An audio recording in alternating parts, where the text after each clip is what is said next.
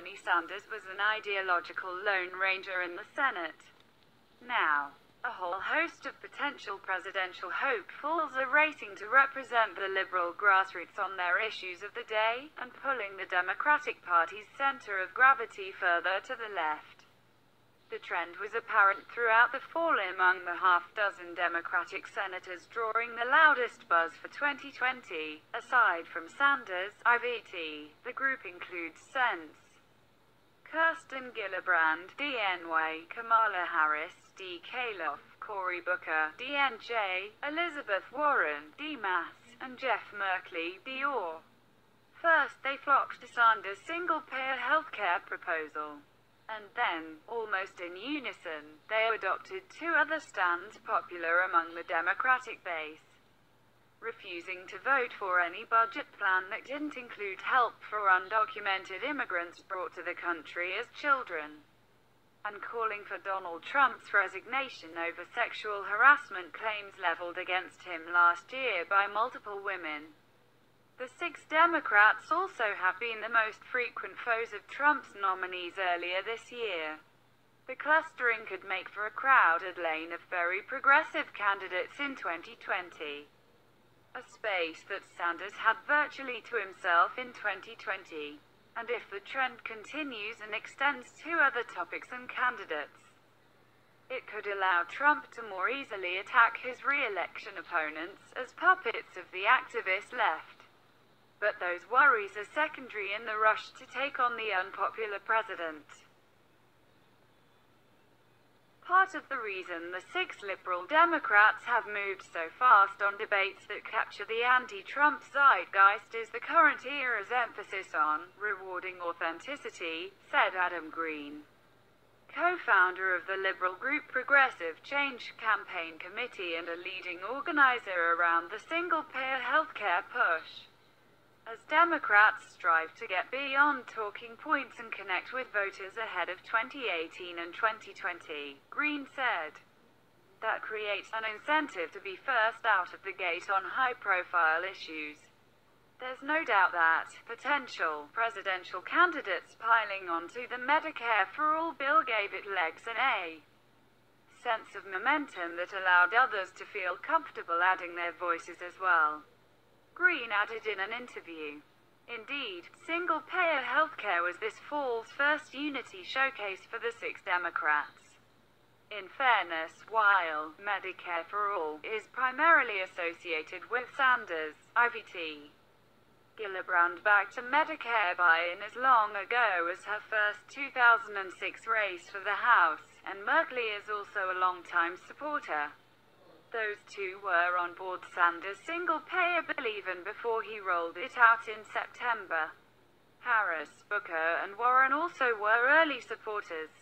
Democratic leaders in both chambers withheld their support from the single-payer bill.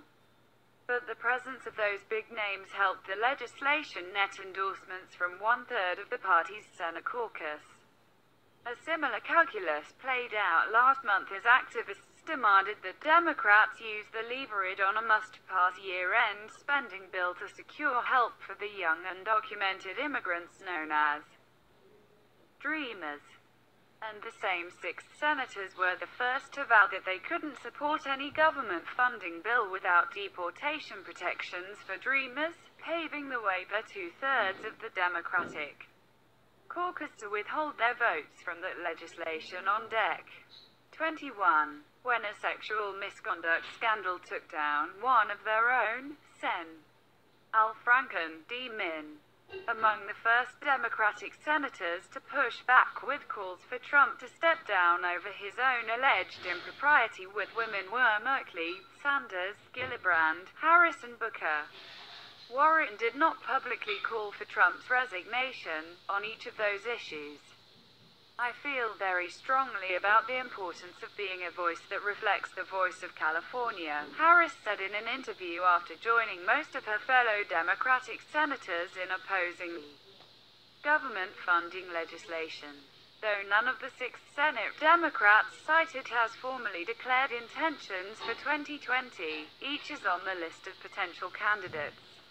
And all six, particularly Warren and Sanders, who also have seats at Senate Minority Leader Chuck Schumer's DNY leadership table, are poised to play an even bigger role in shaping the party's agenda ahead of the 2018 midterms. The first major test of the bellwether Liberals' ability to push the party along may come as soon as January, when Senate Majority Leader Mitch McConnell, RK, has said he would allow a floor vote on an immigration deal that includes protections for Dreamers if bipartisan negotiators can reach one.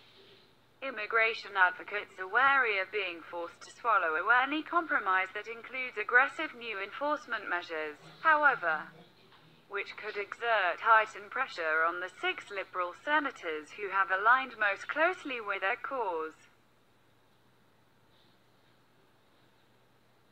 But for the time being, activists like Angel Padilla, policy director of the liberal group Indivisible, are thrilled to see big-name Democratic senators taking up the Dreamers banner after years of seeing immigration treated warily by party leaders.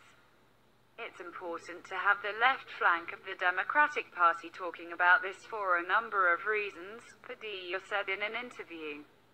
Padilla pointed to the prominent role that minority voters played in Sen-elect Doug Jones' DALA victory this month, as well as Democrats' 2017 dominance in Virginia, where strong Hispanic turnout helped Democrat Ralph Northam win the governor's race.